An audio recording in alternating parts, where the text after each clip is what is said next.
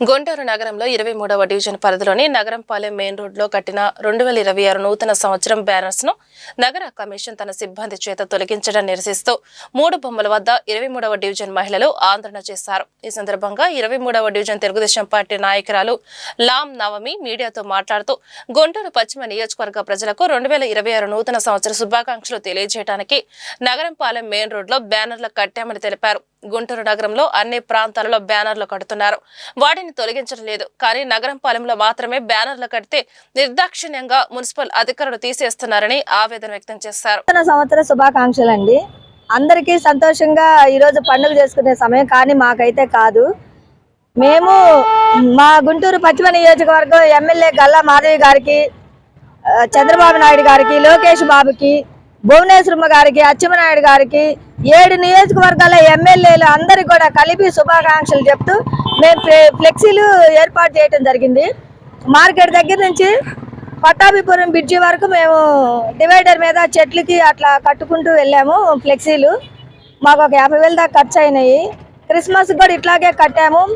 కట్టిన రోజే తీసేశారు ఫ్లెక్సీలు. సరే అని మళ్ళీ జనవరికి శుభాకాంక్షలు చెప్తూ కడితే అవి కూడా ఈరోజు మధ్యాహ్నం 1 గంట కల్లా తీసేశారు.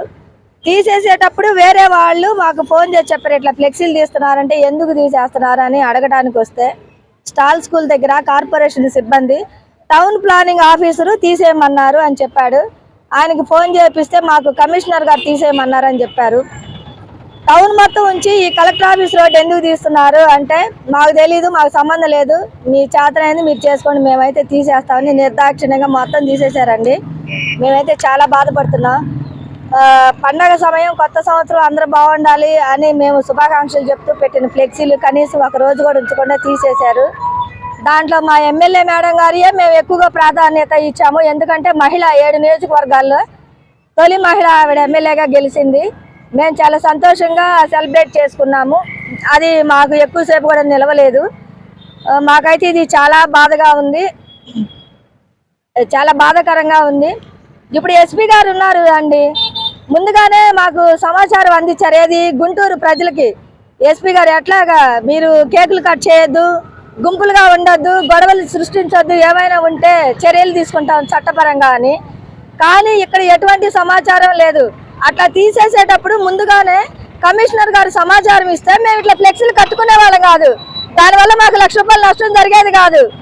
అంటే ఇప్పుడు ఈ గత ప్రభుత్వంలో మేము ఎన్ని కష్టాలు పడుతున్నామో ఇప్పుడు కూడా అట్లాగే ఉంది. గతంలో చూసుకుంటే చిరు వ్యాపారస్తులు రోడ్డు మీద చిరు వ్యాపారస్తుల్ని ఎన్ని ముప్పు తిప్పలు పెట్టారు, బతకడం కష్టమైపోయింది. ఇప్పుడు మేము ఒక కార్యకర్తగా సంతోషంగా ఉండడానికి కూడా మాకు లేదు. ఇదైతే చాలా బాధగా ఉంది. ఆ కొత్త సంవత్సరం రోజు మేము మహిళలందరం కూడా చాలా బాధపడుతున్నాం.